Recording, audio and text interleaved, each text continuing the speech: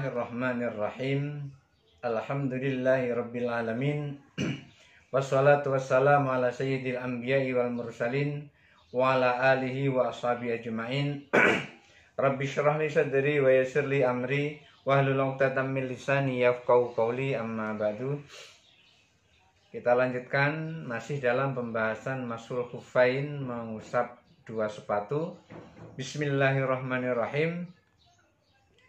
Faslun fasal wala yajuzul masha illa ayyul basal khuffu ala toha rotin kamilatin. La yajuzul masha, tidak boleh mengusap. Apa yang diusap? Al-khuf, dua sepatu. Illa ayyul basal khuffu, kecuali khuf itu dipakai ala toharatin kamilatin, pada kondisi yang suci sempurna. Jadi kita tidak boleh mengusap khuf kecuali setelah kita toharoh sempurna. Artinya begini, ambil air wudhu, sudah ambil air wudhu sempurna wudhu kita, baru menggunakan khuf atau baru memakai sepatu. Nah setelah itu baru boleh, kalau batal wudhunya, boleh ngusap sepatu. Fa'in ghasala ihdar rijlaini, apabila membasuh salah satu dari kakinya, salah satu dari dua kakinya. Manusia kan punya dua kaki, hanya satu yang dibasuh. Wa dakhalahal khuf, setelah membasuh satu kaki itu baru memasukkan kaki ke dalam khuf. Artinya setelah membasuh kaki, yang satu misalnya yang kanan dibasuh, setelah wudhu yang kanan dibasuh, sudah itu baru pakai sepatunya atau pakai khufnya. Tsumma ghasalal ukhra, setelah itu baru membasuh kaki yang kirinya. Sudah membasuh kaki yang kirinya, wa dakhalahal khuf, kemudian baru sepatunya dipakai lagi. Jadi begitu membasuh kaki kanan, selesai membasuh kaki kanan pada saat wudhu, sepatu dipakai. Setelah itu membasuh kaki kiri, pada saat membasuh kaki kiri, sepatu yang kiri dipakai. Yang seperti itu la yajzil masha alaihi, yang seperti itu tidak boleh mengusap sepatu. Jadi artinya begini, wudhu, sudah wudhu, giliran basuh kaki kanan, setelah itu baru memasukkan sepatu yang kanan. Setelah itu baru membasuh kaki kiri, memasukkan sepatu yang kiri. Nah, setelah itu batal wudhunya. Begitu mau mengusap khuf, pada saat batal wudhunya itu, yang seperti itu tidak boleh mengusap khuf pada saat itu. Kenapa tidak boleh mengusap khuf? Karena memakainya belum sempurna. Baru selesai membasuh kaki yang kanan, kok sudah pakai, belum sampai kaki yang kiri. Artinya membasuh kaki belum sempurna, belum boleh mengusap khuf. Hatta yakhla'a ma labisahu qablal kamali toharati summa yu'ituhu ila rijlihi. Tidak boleh mengusap khuf yang seperti itu hatta ma labisahu, hatta yakhla'a ma labisahu qabla kamali toharati. Tidak boleh mengusap khuf seperti itu sehingga orang yang seperti itu harus melepas kedua belah sepatunya pada saat mau toharoh lagi, mau bersuci lagi. Tidak boleh mengusap khuffain, tidak boleh yang seperti itu. Kalau pengen bisa mengusap khuffain, maka harus dilepas lagi, kemudian wudhu lagi sempurna, baru memasukkan lagi. Makanya dikatakan summa yu'iduhu ila rijlaihi, kemudian diulang wudhunya itu sampai tuntas membasuh kaki, baru memakai dua belah sepatu atau khuf itu tadi. Jadi kalau pengen mengusap khuf, itu tidak sah mengusap khufnya kalau kita toharohnya belum sempurna. Kalau toharoh itu sudah sempurna, seluruh anggota wudhu sudah dibasuh, termasuk kaki sudah dibasuh, baru menggunakan khuf, maka boleh setelah itu mengusap khuf. Wa dalilu alaihi Maruya Abu Bakrah Dalilnya, dasarnya adalah seperti yang diriwayatkan oleh Abu Bakrah, anna Nabi sallallahu alaihi wasallam faradha lil musafiri thalathata ayyamin wa layalihinna, bahwa Nabi sallallahu alaihi wasallam faradha lil musafiri, memfardukan untuk orang yang musafir, thalathata ayyamin wa layalihinna, 3 hari 3 malam. Difardukan untuk mengusap khufain.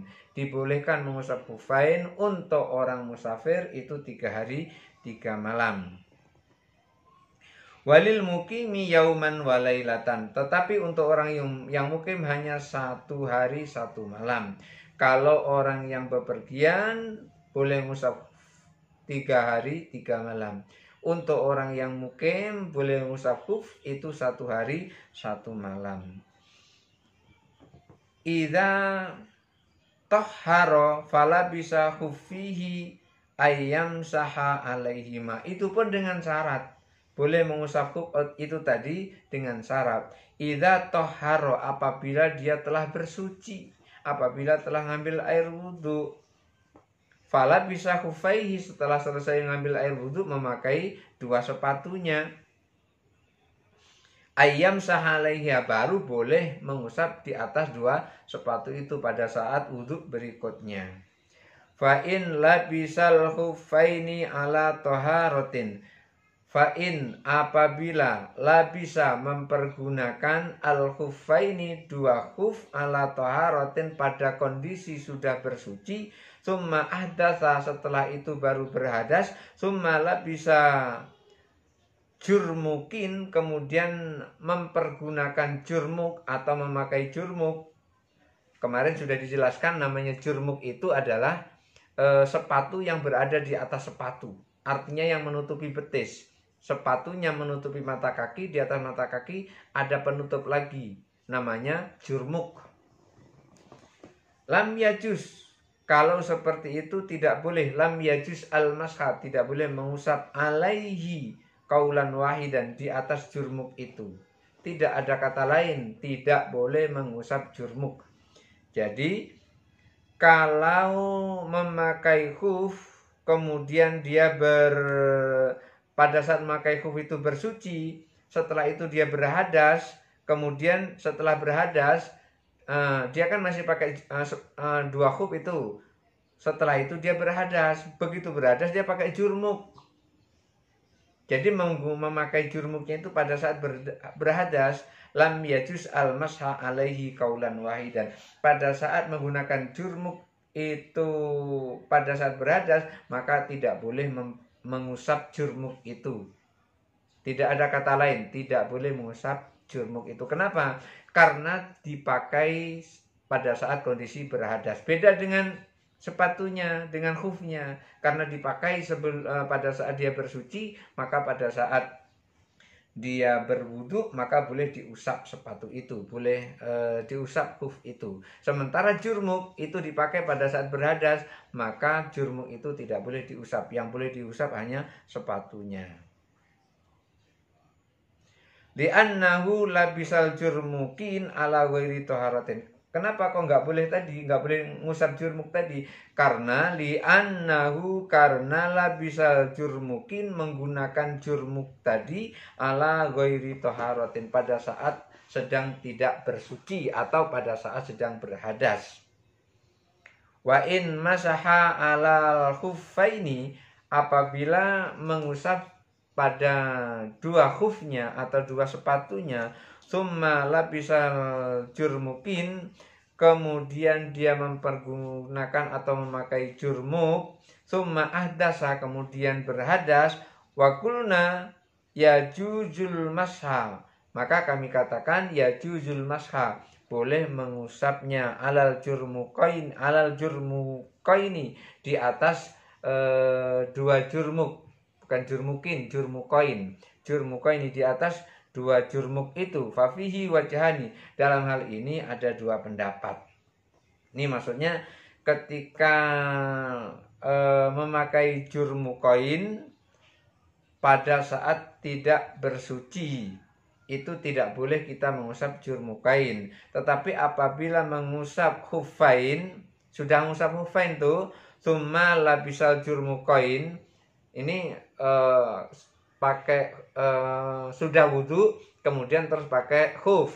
Sudah pakai khuf batal, sudah batal wudhu lagi kemudian ngusap jurmuk. Setelah ngusap jurmuk itu setelah ngusap khufain itu baru pakai jurmuk. Maksudnya begini, sudah berwudu pakai khuf, sudah pakai khuf otomatis kan boleh ngusap khuf itu, kemudian berhadas, maka pada saat berhadas itu kemudian dia wudu lagi dengan mengusap khuf. Setelah mengusap khuf kan dia bersuci, lalu dia pakai jurmuk. Setelah itu dia pakai jurmuk. Setelah itu adasa, setelah itu berhadas lagi. Wa qulna yajuzul masha ala jurmukaini fa fi wajhani. Boleh mengusap jurmuk itu ada dua cara atau dua pendapat. Ahaduhuma, yang pertama, la yajuzul masha alaihi, tidak boleh mengusap jurmuk tidak boleh mengusap air pada atas jurmuk tadi. Li'anal masha alal khuf, karena membasuhnya itu adalah di atas khuf, bukan di atas jurmuk. Lam yazal al hadas, sementara itu masih ada berhadas. Anir rijli, masih ada berhadas pada saat dia memakai jurmuk di kakinya. Faka'annahu labisa ala hadasin, seperti itu sama dengan dia seakan-akan memakai jurmuk pada saat berhadas. Tadi kan begini, dia berwudu, sudah berwudu baru pakai khuf, otomatis boleh mengusap khuf nanti kalau batal. Nah, benar-benar batal, kemudian dia wudu, sudah wudu itu dia mengusap kakinya, otomatis dia kan suci, lalu pakai jurmuk. Nah, setelah pakai jurmuk batal lagi.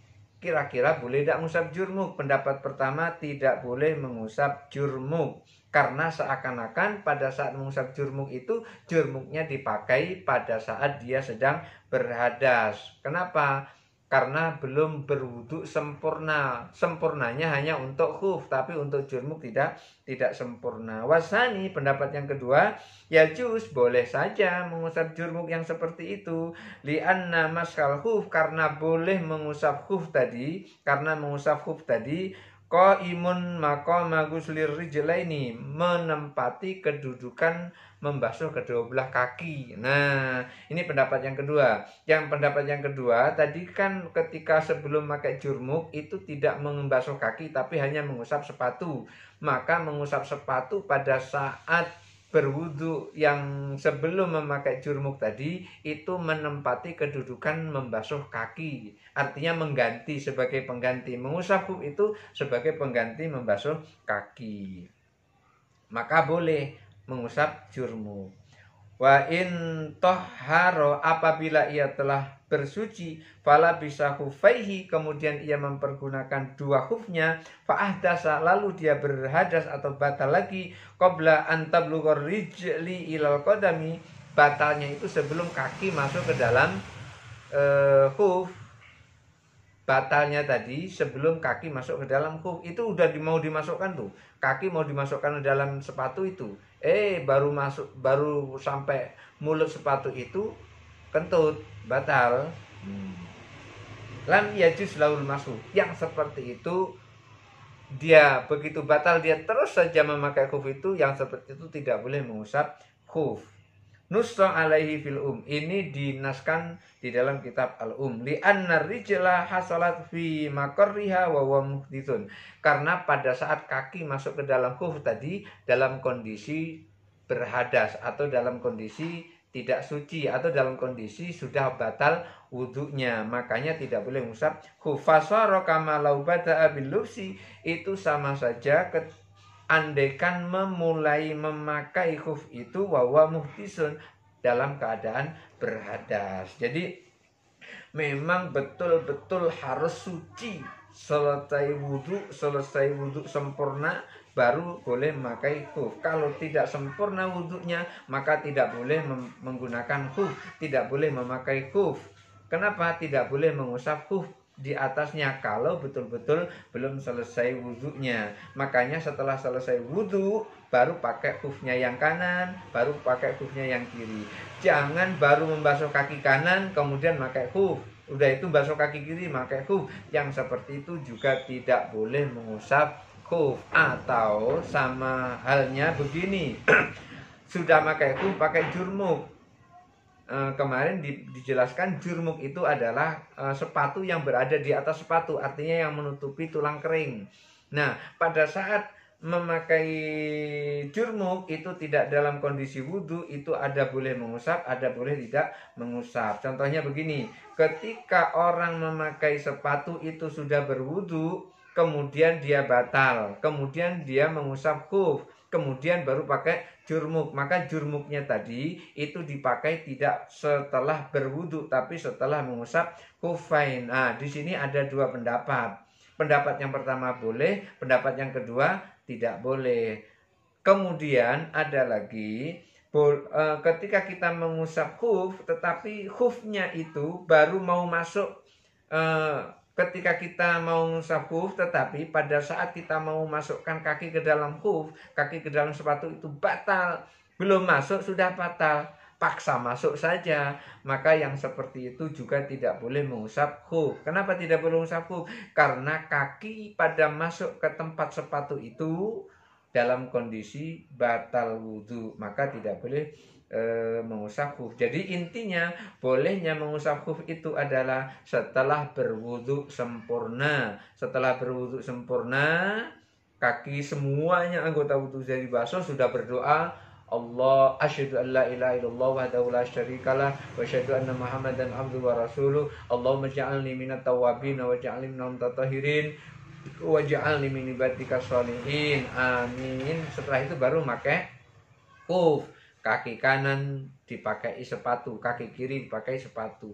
Kalau nanti batal baru boleh mengusap sepatu itu. Wudhu seperti biasa, giliran membasuh kaki tidak usah kakinya dibasuh, cukup tangan dibasahi kemudian terus mengusap khuf. Biasanya mengusap khuf itu tangan kanan itu berada di bagian depan, di bagian tangan kanan itu berada di bagian atas yaitu di ujung jari, tangan kiri itu berada di bagian bawah tumit. Bagian bawah tumit. Jadi yang kanan menarik sampai ke tulang kering, yang kiri ini menarik sampai ke jari-jari depan tapi lewat bawah. Biasanya seperti itu. Insya Allah nanti akan dijelaskan.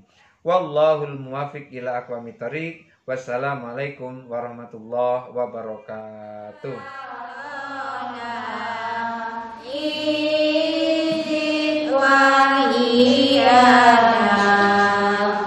Wa